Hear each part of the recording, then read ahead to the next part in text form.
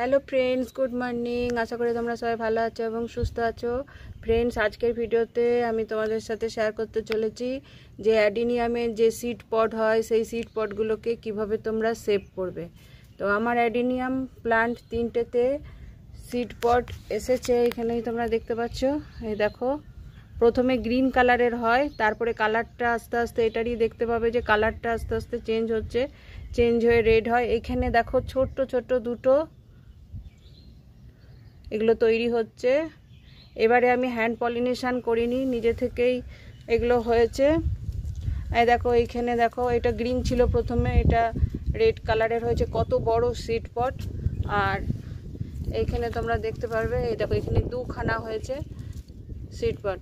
তো আমি প্রথমবার যেটা করেছিলাম হ্যান্ড পলিনেশন করেছিলাম, আর সেই সিড পটগুলো যখন পেকে গেছিলো তখন সেই সিডগুলো আমি বসিয়েছি। তো বেশি দিন হয়নি, ওটাও তোমাদের সাথে শেয়ার করেছি অলরেডি। তো আজকে তোমাদেরকে খালি দেখাবো যে সিড পটগুলোকে কিভাবে সেভ করবে। তো ফ্রেন্ডস কিছুই নিতে হবে না, এরকম একটা ধাগা নিয়ে নেবে, যে কোনো ধাগা নিয়ে নেবে, কিংবা প্লাস্টিকেরও কিনতে পাওয়া যায়, ওগুলোর নামটা এখন আমার মনে নেই।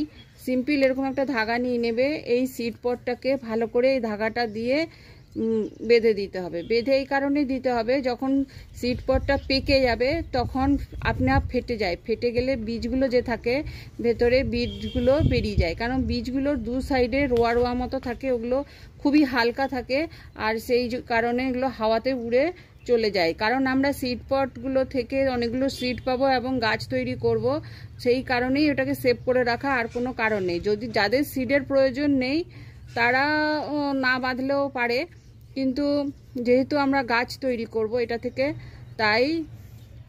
তাই অনেক সিডগুলোকে আমরাকে যত্ন করে রাখবো, যাতে আমরা ওই সিড থেকে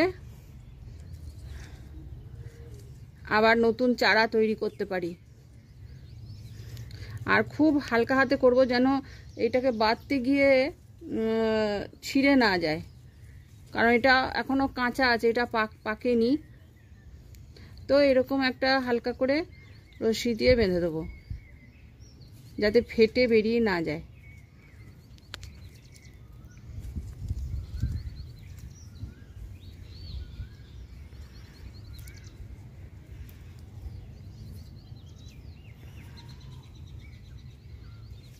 তো ব্যাস, সিম্পল এরকম হয়ে গেল। এরকম সবগুলোকে আমি বেঁধে ফেলবো।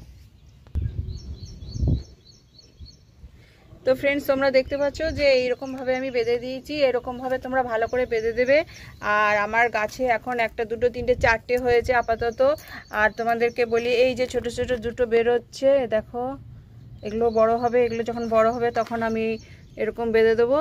তো সিড পট তৈরি হলে আমরা অনেক সিড পাবো, এবং সেই সিড থেকে যতগুলো সিড বেরোবে তার অন্তত 50% বা 25%ও যদি আমরা প্লান্ট তৈরি করে নিতে পারি, তাহলে বোঝো যে আমরা কতগুলো প্লান্ট তৈরি করে ফেলতে পারবো। তো ফ্রেন্ডস, আজকের ভিডিও এইটুকুই। যদি তোমাদের আমার এই ভিডিও ভালো লাগে অবশ্যই লাইক করো, কমেন্ট করো এবং শেয়ার করো, এবং অবশ্যই আমার চ্যানেলটাকে সাবস্ক্রাইব করো।